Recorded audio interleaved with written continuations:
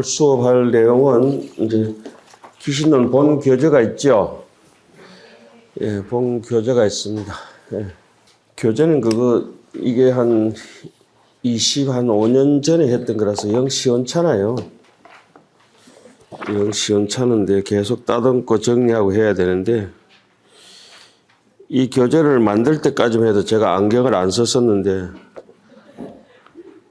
운문사 특강하면서 우리 지금 학장 선생님께서 밑에 주가 그때 한문으로 돼가 있었잖아요. 한문으로 돼가 있었는데 한문을 보면 훨씬 주가 수월하고 좋아요. 이 교재. 근데 꼭 번역해달라 해가지고 하루 만에 그거 밑에 줄을 다 번역하다 보니까 밤새도록 하다 보니까 그때 눈 베리는 거라 정말. 그래가지고 그때까지 돋보기를 안 썼는데 돋보기를 처음 써가지고 쓸 줄 몰라가지고 썼다가 벗었다가 한 1시간 내로 이렇게 30분을 해야 되는데 하루 종일 9시간씩 막 이렇게 쓰고 있었더니 그리고 막 눈 다 베렸어요. 눈이 하루 만에 베렸어요. 눈 조심하셔야 돼요. 그리고 오늘 여러분들한테는 나중에 이제 공부 잘하시는 분 요거 하나 드릴게요. 요게 법성계 안경 닦기라고. 여기도 붙어 있죠? 예. 온데 다 붙어 있어요, 지금. 오늘은 이제 기신론 수업을 그동안에 누차 우리가 참 많이 했었죠. 문사에서도 몇 번 하고, 뭐 동아서도 하고, 법무사도 하고, 기영주로부터 해서 수십 번을 했는데,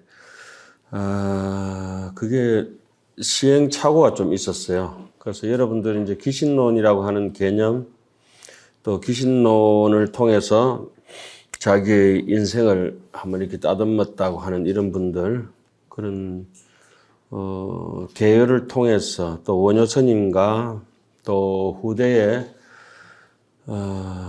중국 감산 덕청 스님, 그 두 분, 지옥 스님 것까지 하면 좋은데, 감산 덕청 스님 것까지만 해가지고, 여러분들께 이제 기신론 개요, 이래가지고 원효 스님 서문과 감산 스님의 서문, 그걸 통해서 기신론이 어떠한 것인가 하는, 조금 쉬어가는, 오늘 이제 쉬어가는 그런 의미로 조금 공부를 했으면 좋겠다는 생각을 하고, 그리고 이번에 기신론이 아마 인연분, 이비분, 해석분, 수행신신분, 건수익분이 5분인데, 다 하지를 못하고,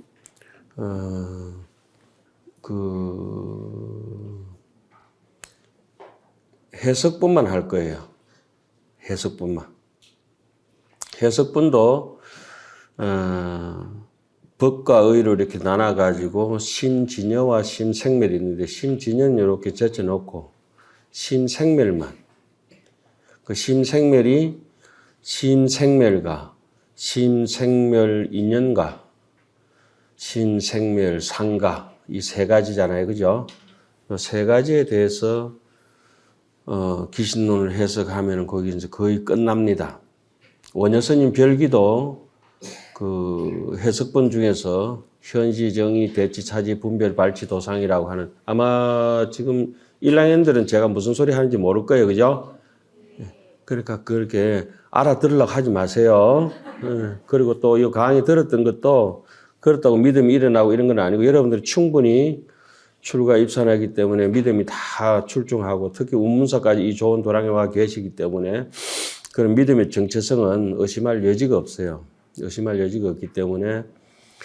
그러나 이 기신론이라는 것은 굉장히 어려워요. 원효 스님 서문에 보면 이렇게 해서 기신론을 읽고 아주 골몰해서 골똘하게 해석을 설사한다 할지라도 그 종지를 얻는 사람은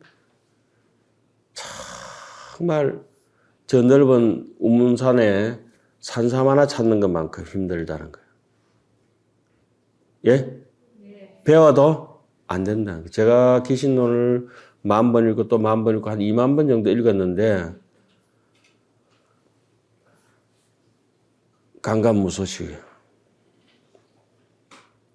제가 조금 둔한 것도 있지만은, 이게 모르는구나. 이런 걸 이제 한 10년 전부터 알게 되면서, 정말 모르는 거구나. 그래서 원효 스님께서는 또 이렇게 해놨습니다. 모든 대장경의 경전을 그러니까 거기서 이제 능가경, 성만경, 뭐 법화경, 열반경, 하음경, 영락경, 대직경 그리고 일장경, 월장경 같은 거 해가지고 전체 총 대장경을 망라해가지고 중전지 차별을 이와 같은 모든 대장경의 중전에 여러 대장경들을 다 모아놓고 오직 염주실 깨듯이 일이간지지를 하나로서 간통하고 있는 것은 이게 법상종이 됐든 법성종이 됐든 파상종이 됐든 뭐 중간이 됐든 유식이 됐든 그것을 무너뜨리지 않고 저 바다가 모든 강물을 받아들여서 바다가 되듯이 하나로 꿰뚫고 있는 것은 기우찰언야라. 오직 이 기신론 하나뿐이다.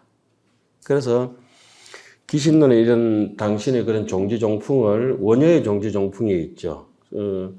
그래서 이번에 제가 법무사에 다시 올라가서 살게 되면서 한 2년 전에 안 올라가야 되는데 우리 어른 선생님께서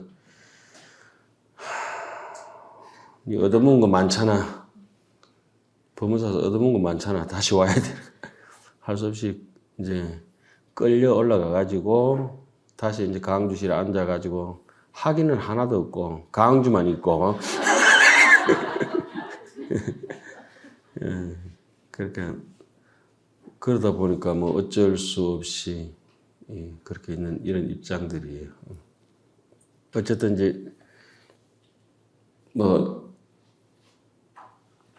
안 그랬으면은 여러분들 오늘 지금 나눠드릴 그 유인물 중에서 그 QR코드를 하나 잡아놨는데 거기에 한 1년 정도 그동안에 내 가슴에 담아뒀던 거 일반 강의할 때 잘 하지 않았던 거 그리고 그렇게 그 얘기가 무슨 얘기냐면 자꾸 강의를 속에 다 내서 하면 좋기는 좋은데 뭐 비밀스러운 것도 아닌데 하니까 자꾸 그게 그런 입장에 가보지도 않은 사람들이 자꾸 흉내를 내는 거야. 말 장난을 하고. 그래서 꾹꾹 묻어놨던 얘기들이 있어요. 그거를 이제는 마지막에 기신론 책을 내야 되기 때문에 그 얘기를 다 뱉어놔야 녹취를 하면서 글을 편집할 때 쓸 수 있겠거나 이래가지고 기신론 별기 기신론 원효 스님이 별기가 있고 소가 있어요. 소. 엊그제 이제 제가 아침밥 먹고 이렇게 오는데 법무사 노스님께서 뒤에 오시면서 밥 둘이서 제일 일찍 먹거든요. 밥은 제일 일찍 먹어요. 우리 강주 스님은 뒤에서 보니까 소 같다고 하는 거라. 씩 쳐다볼까 기분이 안 좋게 생각하시는지 경전 지고 다니던 소. 그래서 원효 스님도 전생에 소 아닙니까? 현수도 소 아닙니까? 현수소, 원효소, 청량국사도 소입니다. 청량소. 무슨 말씀인지 이해가죠? 소는 소통시킨다. 경전이 꽉 막혀서 뜻이 내려가지 않을 때 분석을 해서 이렇게 간격을 소홀하게 이제 소통시킨다. 이런 뜻을 이제 소라고 하잖아요. 소. 그래서 일반적으로는 소를 먼저 짓고 그 다음에 이제 별기를 짓게 되는데 원효 스님께서는 별기를 먼저 하셨어요. 특별한 당신의 노트다. 비망록이라 그러죠. 까먹는 것을 잊어먹는 것을 대비해가지고 기록한다. 요즘 노트라 그러죠. 그 원효 스님의 노트가 비망록이고 그게 이제 서문도 그렇습니다. 그 원효 스님 별기의 서문은 기신론은 나는 2가지로 해석하겠다 이래 놓고 소의 해석에 가면은 나는 3가지로 해석하겠다 이래 하시거든요. 그래서 별기는 조금 내용이 흑백 사진처럼 아주 단박한 맛이 있고 단촐한 사찰 음식 같은 그런 맛이 있고 원효 스님 손은 아주 치장을 잘 해가지고 완전히 단청을 한 작곡갑처럼 아주 다양하게 당신의 식견을 있는 대로 다 펼쳐놓은 게 원효 스님 그 기신론 소입니다. 소. 그것이 지금 천년 재작년에 이제 열반하신 작년에 열반하셨던 김성철 교수님도 그런 말씀하셨죠. 지금 논문을 쓴다 하더라도 원효 스님 이상 쓸 수 있는 사람은 없다. 그 우리나라뿐만 아니고 전 세계적으로. 그 정도로 이제 원효 스님 기신론 소는 탁월한데, 원효의 종지종품은 뭐냐? 원효의 기신론을 통해서 인간의 믿음에 대해서 마음에 대한 확실한 믿음을 가지고, 기신론 그 구절을 이제 원효 스님이 해동치는 구절이 나오죠. 이 무명을 어떻게 타파하는가. 그걸 이제 일반적으로 해석을 사람들이 잘못하는데, 원효 스님 해석을 반드시 빌려서 해석해야 되거든요. 그거는 마성비구의 개성으로부터서 부처님 개성으로부터 능가경 개성으로부터 기신론 개성까지 하안경까지 쭉 이어지는 그런 내용이 있어요. 근데 그런 거를 원효 스님이 어디서 이제 당신의 결과물을 한번 나타내 보이시냐 하면은, 그게 이제 금강산매 경을 당신이 읽으시면서 거기에 논을 짓습니다. 금강산매 경논. 논이라고 하는 것은 말을 아주 이치에 맞게 조리 있게 하는 것을 논이라고 합니다. 질서정연하게 말하는 것. 중구난방이 아니고, 무슨 말인지 아시겠어요? 논리라고 하는 것은 이론이라고도 하죠. 이치를 아주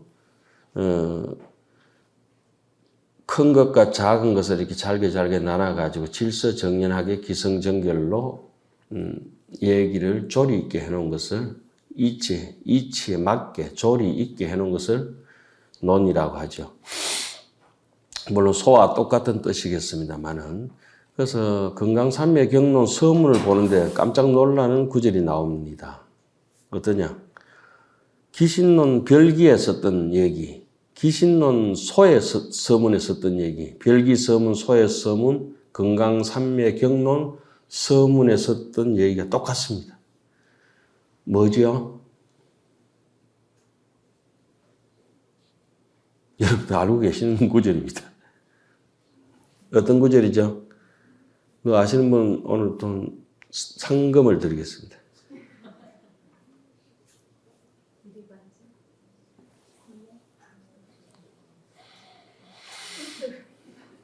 예. 무리지가 지리요, 불련지가 대연자라. 이것이 이 경전의 뜻이다. 이렇게 해놓고, 그것이 진여문과 생멸문을 간통하고 있는 기신론의 요지입니다. 그 얘기를 송나라 시대 때 영명지각연수선사가 종경록 100권을 지으면서 제일 앞부분에 표종장이라는데, 종지를 나타내는 문장들이다. 표종. 거기에 기신론 제일 앞에 나오는 1심에서 2문으로 1심, 2문, 진여문, 생멸문 얘기를 쭉 끌어가거든요. 좀 어렵죠? 좀 그럼 또 쉬운 얘기를 갑시다. 한번 따라해 봅시다. 무리지가 지리라. 이치 없는 것이 지극한 이치다. 이건 금강산매 경론도 그대로 써놨습니다. 원효 스님께서.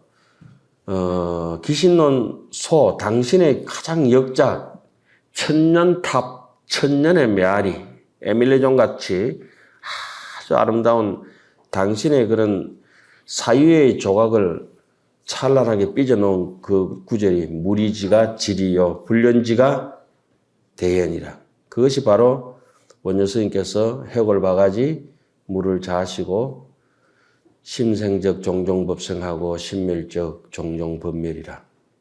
그래서 그 대목을 송고성전이나 인간록이나 그게 더 중요하지만은 원효 스님께서 해골바가지 물 자시던 얘기를 종경록 제 11권에 100권 중에 11권에 보면 그렇게 나옵니다. 해동의 원효 의상 두 법사께서 입당구법이라 당나라에 들어가서 법을 구하려 하다가 중도에서 주무시게 되는데 그러다가 목 갈증이 생겨서 해골 바가지에 물을 마셨는데 너무 달콤하고 맛있었는데 아침에 일어나 보니까 죽은 시체 물이 내려온 것이라서 원효 스님께서 구역질을 올렸다. 우리가 너무나 다 아는 얘기 아닙니까? 그죠? 그런 것이 이제 기신론에서는 그 대목이 심생적 종종법생한다. 마음이 일어나니까 갖가지 법이 일어나고 마음이 꺼지니까 갖가지 법이 꺼진다. 이것을 일체 유심조 해석하듯이 엉망진창으로 해석을 하시는 분이 많습니다. 심생이라고 하는 건 마음이 일어난다고 하는 것은 생각이 일어난 제6의식이 일어난 것이라고 이렇게 보지만 그 의식의 뿌리를 잡아서 원효는 얘기를 한 것이거든요. 그럼 원효 스님께서 기신론 해석하시면서 그 대목에 특별히 당신의 소견을 붙여놓습니다. 이때 생각이 일어난다고 하는 것은 무명업상으로부터 일어난 것이다. 무명업상은 우리가 일어나도 일어난 줄 모르는 팔식의 얘기거든요. 무의식이 일어났거든. 우리가 생각하는 것은 제 식스센스, 육식이 일어난 것을 의식이 있다 없다 하지만 그는 얘기가 아니에요. 생각은 지금 일어났다 꺼졌다 일어났다 화면은 텔레비 화면이 켰다가 꺼졌다 켰다 꺼졌다 할지 모르지만은 거기에 컴퓨터를 잡고 있는 오퍼레이팅 시스템 OS, 그거는 이제 우리 흔히 한 7식 비교할 수 있어요. 그것은 없어지는 게 아니에요. 셋톱 박스가 없어지는 거 아니잖아요. 그죠? 근데 8식이 없어진다고 하는 거는 그 셋톱 박스마저도 없어지는 것이라. 그것을 없어진다고는 뭐 말하기는 좀 애매하지만은 그런 걸 갖다가 여기에 제일 중요한 대목이라도 한 대목 써놓은 대목 있죠? 한번 해석해 보세요. 각심 초기에 예, 이것을 우리는 시성정각이라 합니다. 이것을 함경에서는 시성정각이라 하거든. 마음이 처음 일어날 때 마음에는 초상이 없는 것을 알아차리잖아요. 초상, 예? 초상이 바로 무명업상이잖아요. 그걸 깨쳐야 각심원이라 마음의 근원까지 다 깨닫는다 이런 뜻이에요. 이제 막 헷갈려서 죽겠죠. 아무것도 기억하려 하지 마세요. 여기서 기신론에 무슨 뭐 1심, 2문, 3대, 4신, 5행, 6, 정토 뭐 이런 거 아무것도 그 종이 쪼가리 편린을 기억하실 필요는 없어요. 이제 그거 뭐 종이 씹어 먹자고 우리 여기 앉아 있는 것도 아니고 문단 분석하고 이런 것도 강사들이 하는 것이지 여러분들 입장에서 그거 해서도 안 되고 바람직한 입장도 아니고. 그러니까 신심은 어떤 데서 있는지 이제 귀신이라면 믿음을 일으킨다는데 충분히 아까 말씀드렸죠. 운문사에 와 계시고 삭발염이한 것만 해도 인간으로서 가장 꿈과 이상이 보통 사람들하고 달리 충분하십니다. 충분하시고 이것을 어떻게 이제 원효 스님이나 앞전에 가신 이정표를 보면서 잘 따듬어 가느냐. 이게 문제잖아요. 그죠? 그러면은 이 자료가 오기 전에 또 하나 옛날 얘기를 한번 해봅시다. 왔어요? 예. 옛날 먼 옛날에 불사부라고 하는 부처님이 계셨는데 근데 그 부처님께서 성불하시고 나니까 동굴에서 방광 안에서 빛이 찬란하니까 그 산에 약초로 캐러 갔던 약초꾼이 그 빛을 보고 부처님 앞에서 거룩하신 모습을 보고 찬탄을 합니다. 그 약초꾼이라고 하는 것은 약사를 얘기하는 거죠. 약사. 중생의 병을 치료하는 사람들.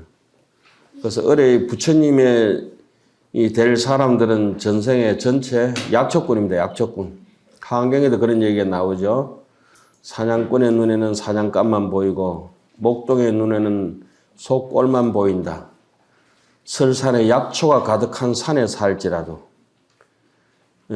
공부 안 하는 중 눈에는 연불보다 jet밥만 보인다. 그래서 그 약초꾼이 개송을 하나 지가지고 일주일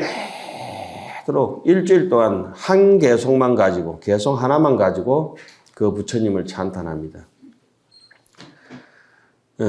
그리고 우리가 지금 여기 대하고 있는 기신론이라든지 이런 경전이나 하엄경에는 말할 것도 없고, 금강경 이런 것들은 규봉종밀 스님께서 하엄경 보현 행원품 초에 소는 청량국사가 쓰시고 초는 그 규봉종밀 스님께서 쓰셨는데, 거기에 보면은 규봉종밀 스님은 현수법장 스님의 현수소도 가판 그 초를 갖다가 가판해서 옆에 해설 쓰신 거는 또 규봉종밀 스님이 하셨어요. 여러분들이 사교반에 금강경 오가야 배우잖아요. 그죠? 예? 저는 우리 금강경반 다 외울 수 있잖아요. 요즘도 다 외우죠? 다 외워야 돼요. 제가 강의하는 거는 최소한 뭐 치문부터 시작해서 여스님들도 다 마찬가지입니다. 500번은 무슨 500번, 1000번 넘게 읽었습니다. 거의 강의하는 책은 거의 한 500번 이상은 다 읽었다 보면 되고, 하엄경도 마찬가지고 한 500번 이상 읽었다 보면 되고, 귀신론 같은 건 제가 10,000번 읽고 또 10,000번 읽었으니까. 여러분들 귀신론 몇 번 봤죠? 지 뜯어 볼까만 그죠? 한번 그래가 안 됩니다. 어디 가서 읽고 또 읽고 읽고 또 읽고 그 얘기를 해드리겠습니다. 그래서 그 약초꾼이 부처님 성불 하시고 너무 찬탄한 거야. 성불 하시고 찬탄해가지고 너무 거룩하신 모습이 찬란하시거든. 일주일 내도록 개송 하나만 가지고 찬탄하는 거야. 그 개송이 뭐죠? 그렇지. 천상천하 무여불 시방세계 영무비 세간소유 아진견 일체무유 누구 개송? 서가모니 부처님 전생의 개송입니다. 서가모니 부처님의 개송입니다. 자, 서가모니 부처님께서 그 개송 하나를 그렇게 하셨는데, 규봉종밀 스님께서 말씀하시기를 경전에 있는 우리가 금강경에 보면은 사국의 하나라도 위타인설하면은 어전복덕, 성전복덕 할 것이다. 칠보산보다 더 공덕이 지중할 것이다. 무아상이라고 한다면 부처님의 마음으로 공양을 올린다면 그런 얘기 있지요. 그래서 규봉종밀이 그렇게 얘기합니다. 그 경전에 있는 한 구절은 부처님의 가죽을 벗기고 부처님의 뼈를 부숴서 붓을 삼고 가죽으로 종이로 삼고, 가죽이 아니라 부처님 살갗 있잖아요. 이걸 종이로 삼고 뼈로 붓을 삼고 부처님의 피로 먹을 삼은 거리기 때문에 소홀히 해서는 안 된다. 하한경 입법개품에 보면은 해운비구편에 보면은 붓을 수미산까지 쌓아 올리고 먹물을 저 바다와 같이 선다 하더라도 경전에 있는 구절에 대해서 진심으로 우리가 마음을 읽고 쓰고 할 것 같으면은 그 태산 같은 붓으로 뭐 저 넓은 바다 같은 한량없는 먹물로 쓴다 하더라도 이런 읽고라도 그 뜻을 다 쓸 수 없다. 그래서 찰진심념, 가수지, 대해중수, 가음진, 허공가량, 풍각의 무능진설, 그렇게 부처님의 공덕이 한 젊은이가 일생을 걸고 불석신명이라 몸과 목숨을 아끼지 않고 인류 역사에서 가장 위대한 사건을 만들어낸 게 시성, 정각이고 안욕따라 삼약, 삼불일고 거기서 행복을 얻는 사람들이 부지기수죠. 그래서 깨달음을 얻은 사람이 또 무진몽매한 사람을 이끌고 가는 것은 말할 것도 없습니다. 거기에 대해서 모든 대장경에 대해서 올바른 식견을 가지고 꿰뚫고 나가는 논서가 하나 유명한 게 있는데 그게 바로 대성 기신론이에요.